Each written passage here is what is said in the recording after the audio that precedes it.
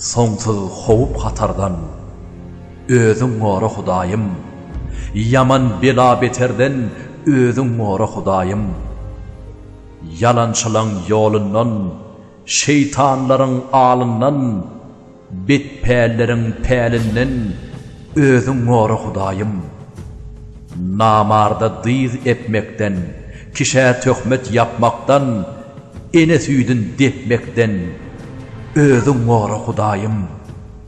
Yeňillikden, peslikden, binamyslyk, suslukdan, haram zatdan, meslikden özüň gora Hudaýym.